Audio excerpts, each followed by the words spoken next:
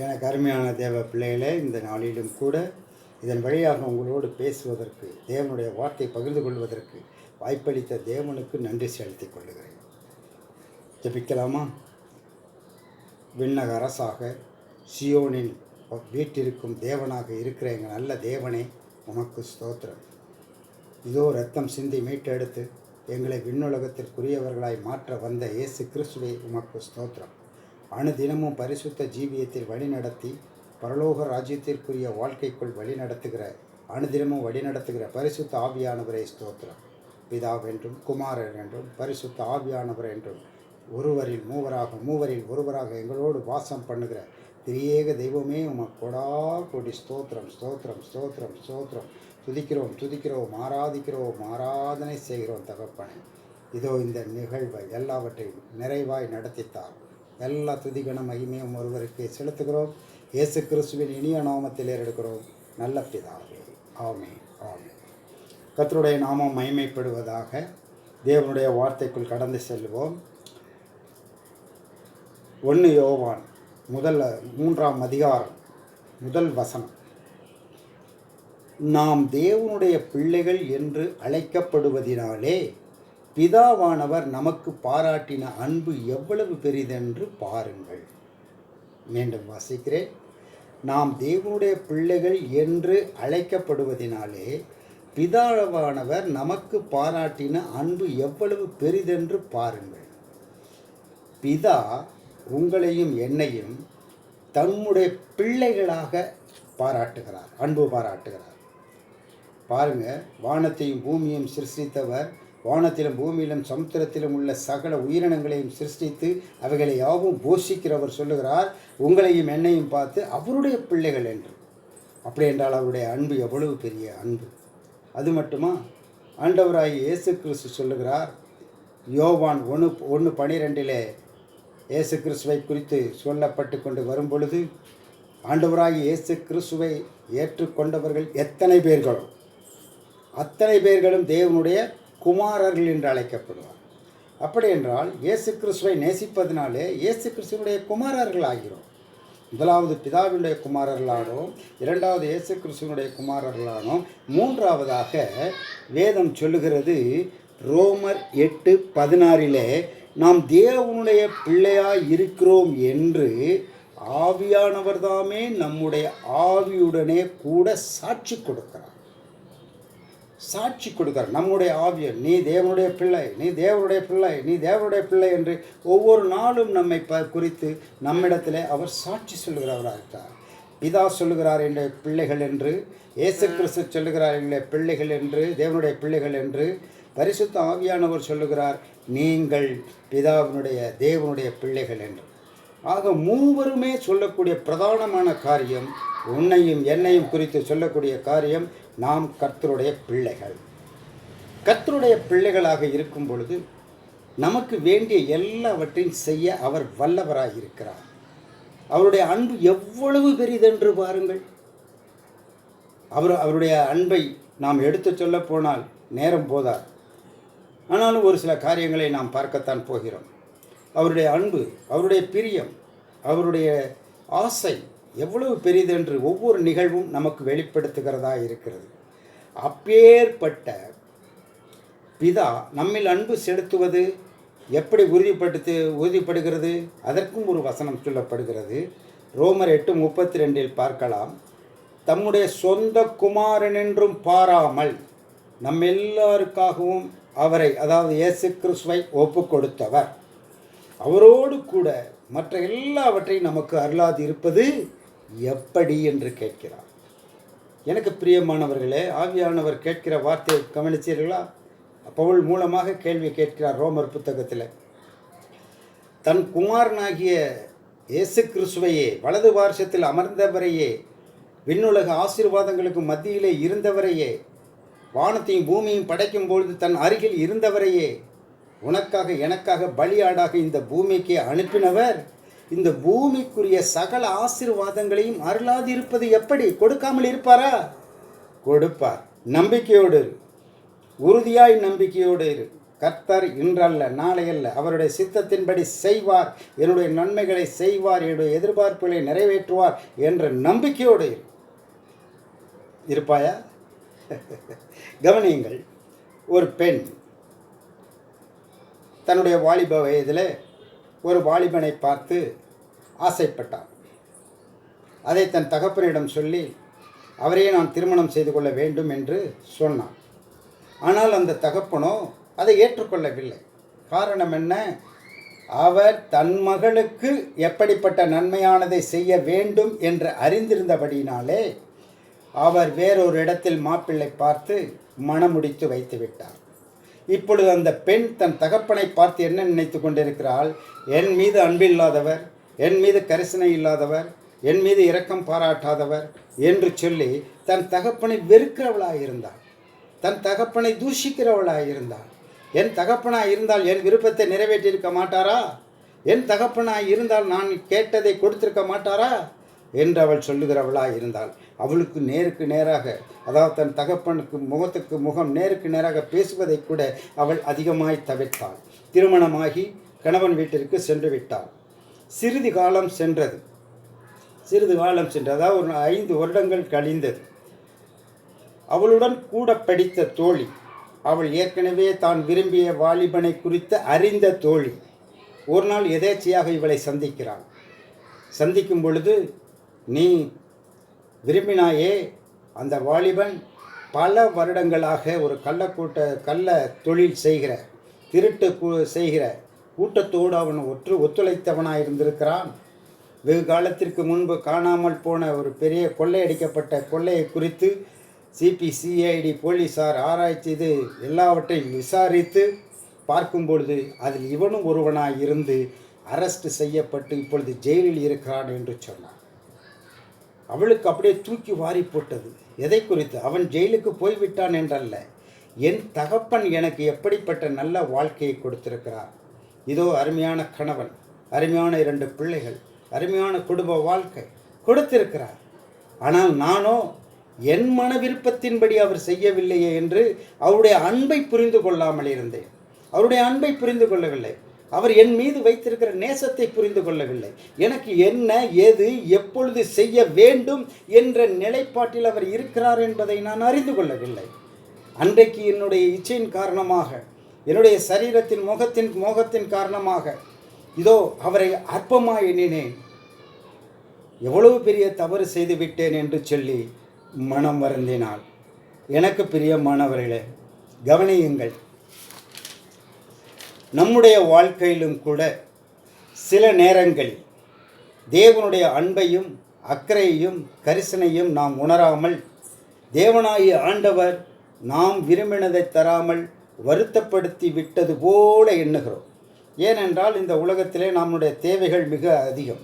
எதை எதை பார்த்தாலும் இது வேண்டும், அது வேண்டும், அது வேண்டும், அவர்களைப் போல இருக்க வேண்டும், இவர்களைப் போல இருக்க வேண்டும் என்று எண்ணுகிற வாழ்க்கையில் தான் இருக்கிறோம்.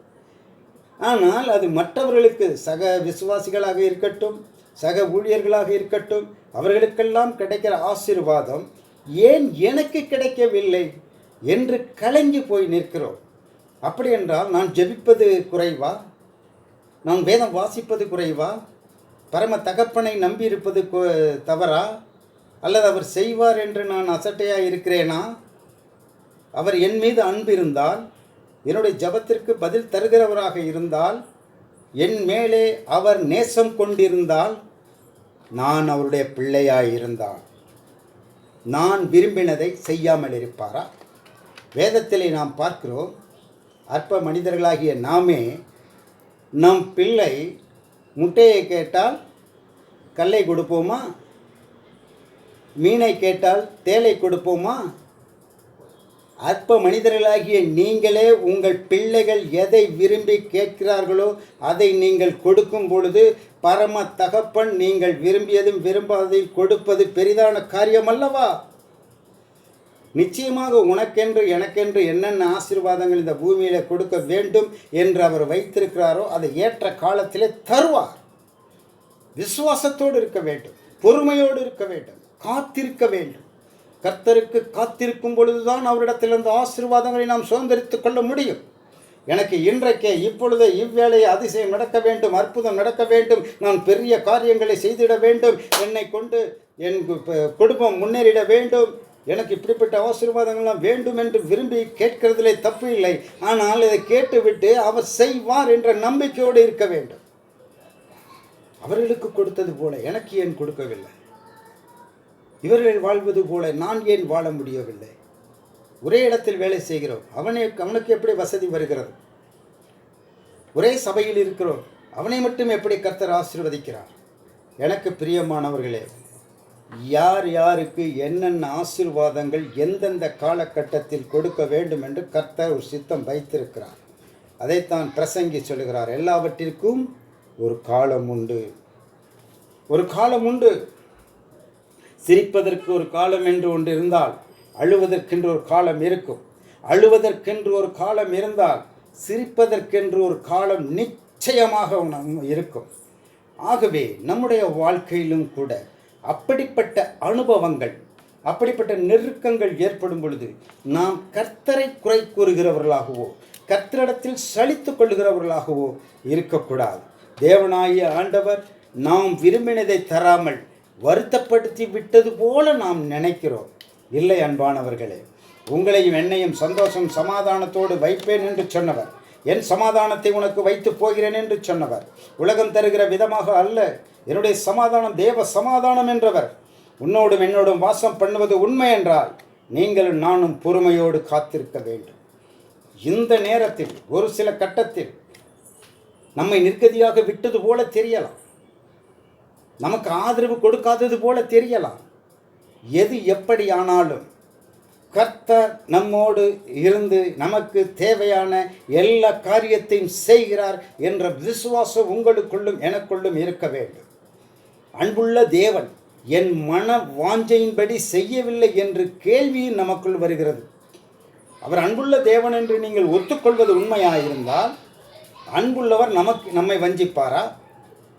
அன்புள்ளவர் நம்மை புறக்கணிப்பாரா? அன்புள்ளவர் நம்மை கைவிடுவாரா? அன்புள்ளவர் நான் கேட்டதை கொடுக்காமல் இருப்பாரா?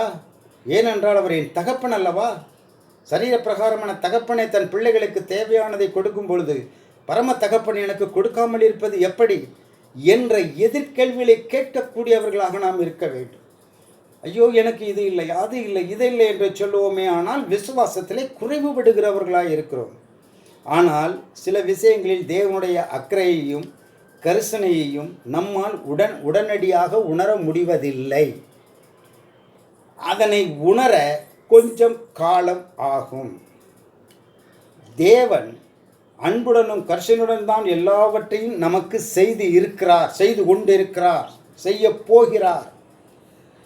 நாம் விரும்பியபடி ஒரு கல்வி வாய்ப்பு கிடைக்காமல் இருக்கலாம், நல்ல வேலை கிடைக்காமல் இருக்கலாம், நல்ல தொழில் அமையாமல் இருக்கலாம், வாழ்க்கை துணை அமையாமல் இருக்கலாம், அது தாமதமாகி கொண்டே போகலாம். எவ்வளவோ ஜெபித்தும் இதய விருப்பங்கள் நிறைவேறாமல் தள்ளிக்கொண்டே போகலாம். அப்பொழுது நம்முடைய இருதயம் என்ன நினைக்கும்? எங்கே தேவனுடைய அன்பு? எங்கே இயேசு கிறிஸ்துனுடைய அன்பு? எங்கே பரிசுத்த ஆவியானவருடைய அன்பு என்று தான் நாம் நினைக்க வேண்டும். ஆனால் வாய்க்காமல் போன விஷயங்கள் கூட தேவ அன்பின் விளைவான ஒரு நன்மையையே காண்பதற்கு, நான் சொல்லுகிறது புரிகிறதா? நம் வாழ்க்கையில் விரும்பின காரியங்கள் நடக்காமல் போவதே நமக்கு ஒரு நன்மையாகவே அவர் அமைத்து கொடுப்பார். அதைத்தான் வேதம் சொல்லுகிறது, எல்லாம் நன்மைக்கே. கர்த்தர் ஒரு நாள் நம் கண்களை திறப்பார். எப்பொழுது? அவருடைய அன்பை புரிந்து கொள்ள நம்முடைய கண்களை திறப்பார். அவர் நமக்கு வைத்திருக்கிற ஆசீர்வாதத்தை புரிந்து கொள்ள ஒரு நேரத்தை வைத்திருப்பார். அந்த நேரத்தில் நம்முடைய கண்களை திறப்பார், இதய கண்களை திறப்பார். கவனியுங்கள், தாவீது எப்பேற்பட்டவன்? தாவீது தேவனோடு ஐக்கியமாய் இருந்தவன். தேவனோடு எப்பொழுதும் தேவனை எனக்கு முன்பாக வைத்திருக்கிறேன், நான் நின்றாலும் படுத்தாலும் எழுந்தாலும் நடந்தாலும் அவர் என்னோடு கூட இருக்கிறார் என்று சொன்னவர். அவருடைய சமூகத்திலே தன்னை தாழ்த்துகிறவன். எந்த விதத்திலும் அவிசுவாச குறைச்சல் அவனுடைய வாழ்க்கையில் ஏற்படவே இல்லை. எப்பொழுதும் விசுவாசிக்கிறவனாயிருந்தான். அவனை ராஜாவாக எத்தனை தடவை அபிஷேகிக்கப்பட்டான்? 3 முறை அபிஷேகிக்கப்பட்டான். முதல் 2 முறை முதல் முறை அபிஷேகிக்கப்பட்டும் அவன் ராஜாவாகவில்லை. மீண்டும் ஆடு மேய்க்கிறவனாகத்தான் இருந்தான். ஆனால் ராஜாவாக அபிஷேகப்பட்டான் சாமுவேல் தீர்க்கதரிசி மூலமாக. நேரம் வர வேண்டும், எல்லாவற்றிற்கும் நேரம் வர வேண்டும். சரி, இப்பொழுது ராஜாவாகிவிட்டான்.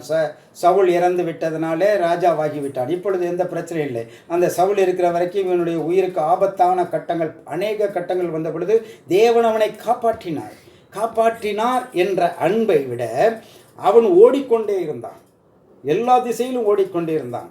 குகை தோறும், மலைகள் தோறும், காடுகள் தோறும், அந்நிய தேசங்கள் தோறும் ஓடிக்கொண்டிருந்தான். ஆனால் தேவன் எல்லா சூழ்நிலையிலும் அவனை காப்பாற்றினார். அதுதான் தேவனுடைய அன்பு. சவுலின் கையிலே கிடைத்து அவன் கொலை என்பதற்கு காரணமாக அமைந்து விடாதபடிக்கு அவனை பாதுகாத்தார். அதுதான் தேவனுடைய அன்பு. அது மாத்திரமல்ல, பின்பு ராஜாவாகிவிட்டான். ராஜாவாகின பிறகு அவன் தேவனுக்கென்று ஒரு ஆலயம் கட்ட வேண்டும் என்று எண்ணிலடங்காத பொன்னையும் வெள்ளியையும் தேவையான மரங்களையும் இரும்பையும் வெண்கலத்தையும் எல்லாவற்றையும் சேர்த்து வைத்து ஆலயம் கட்ட முனையும் பொழுது தேவன் அவனை ஆலயம் கட்டாதே என்று சொன்னார். அப்பொழுது எவ்வளோ பெரிய ஏமாற்றமாக இருந்திருக்கும். நமக்கு கிடைக்கவில்லையே என்றே நாம் கலங்கி நிற்கிறோமே, நான் கர்த்தருக்கு செய்வதற்கு என்னை அனுமதிக்க மாட்டேங்கிறாரே என்று சொல்லி அவன் வேதனைப்பட்டானான். நீ எனக்கு ஆலயம் கட்ட வேண்டாம், உன் குமாரன் தான் கட்டுவான் என்று சொன்னார். உடனே கீழ்ப்படிந்தார். தேவனே, நான் கட்டுகிறேன் உமக்கு ஆலயத்தை, சிறப்பாக கட்டுகிறேன், எனக்கு அனுமதி கொடும். நான் வெகு நாட்களாக நான் அதை ஆசைப்பட்டு அநேக பொருட்களை சேர்த்து வைத்து கொண்டிருக்கிறேன், எனக்கு அந்த வாய்ப்பை கொடும் என்று கேட்பதற்கு அவனுக்கு உரிமை இருந்தது. ஆனாலும் அவன் கேட்கவில்லை. தேவ கட்டளைக்கு கீழ்ப்படிந்தான். அதுபோல தாவீதின் வாழ்க்கையில் எத்தனையோ ஆசீர்வாதங்கள் வரும் வரை அவன் பொறுமையாக இருந்தான். அந்த பொறுமையே அவனுக்கு வெறுமை ஏற்படாதபடிக்கு அவனுக்கு பெருமை சேர்க்கக்கூடிய காரியங்களாக அமைந்தது.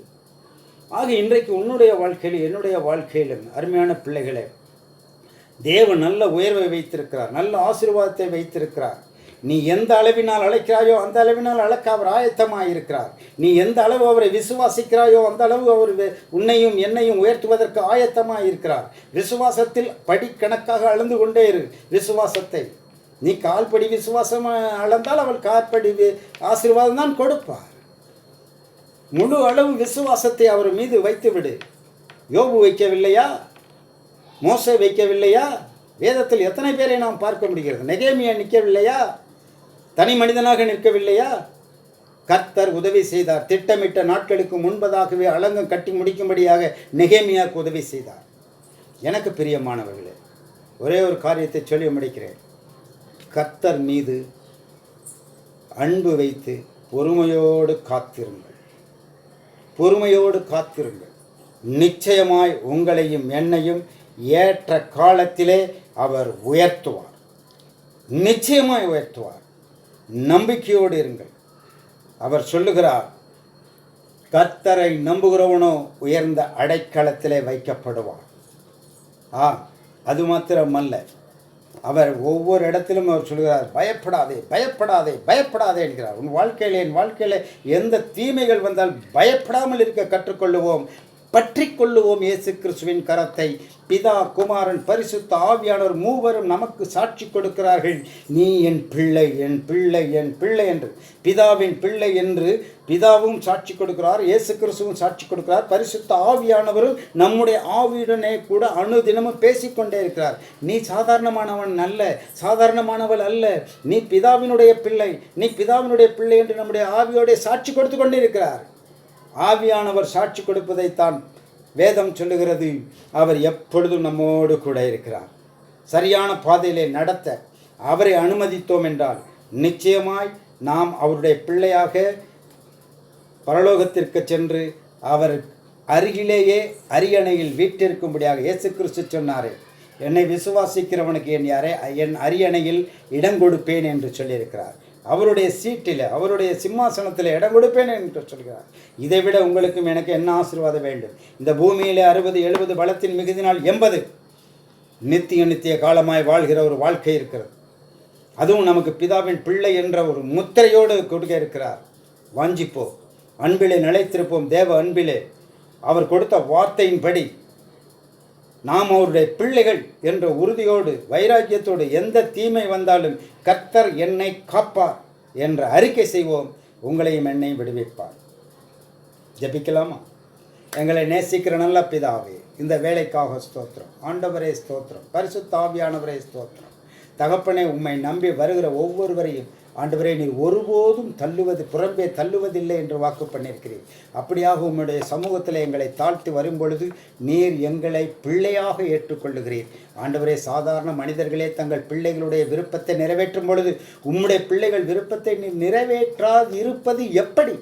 நிச்சயமாய் நிறைவேற்றுவீர் என்று ஒவ்வொரு விசுவாச பிள்ளைகளும் பொறுமையோடு காத்திருந்து கேட்க வேண்டியதை தகப்பனிடத்தில் கேட்டுவிட்டு அதை ஏற்ற காலத்தில் அவர் தருவார் என்ற நம்பிக்கையோடு பொறுமையோடு காத்திருக்கும் பொழுது என் வேதம் சொல்லுகிறது, கர்த்தருக்கு காத்திருக்கிறவர்களோ புது பலன் அடைவார்கள், கழுகு போல உயர எழும்பி பறப்பார்கள். கர்த்தருக்கு காத்திருப்பது ஒருபோதும் நம்மை வெறுமையாய் விட்டு விடாது என்ற நம்பிக்கையோடு நாங்கள் வாழ எங்களுக்கு தேவையான ஞானத்தையும் பலத்தையும் விசுவாசத்தையும் மிகுதியாய் கொடுத்து வழி நடத்தும். அது உம்மாலே ஆகும், ஆவியானவராலே ஆகும், பிதா குமாரன் பரிசுத்த ஆவியானவராலே ஆகும். அப்படியே செய்வீராக. பலவீனப்பட்ட எங்களை உம்முடைய கரத்தில் ஒப்பு கொடுக்குற சுவாமி, நிறைய எங்களை வழி நடத்தும். எல்லா துதிகன மகிமையும் ஒருவருக்கே செலுத்துகிறோம். இயேசு கிறிஸ்துவின் இனிய நாமத்தில் ஏறெடுக்கிறோம் நல்ல பிதாவே, ஆமென். என் ஆத்மாவே கர்த்தரை ஸ்தோத்திரி, என் முழு உள்ளமே அவர் பரிசுத்த நாமத்தை ஸ்தோத்திரி. என் ஆத்மாவே கர்த்தரை ஸ்தோத்திரி, கர்த்தர் செய்த சகல உபகாரங்களும் மறவாதே. ஆமென், ஆமென். God bless you. கர்த்தர் உங்களை ஆசீர்வதிப்பாராக.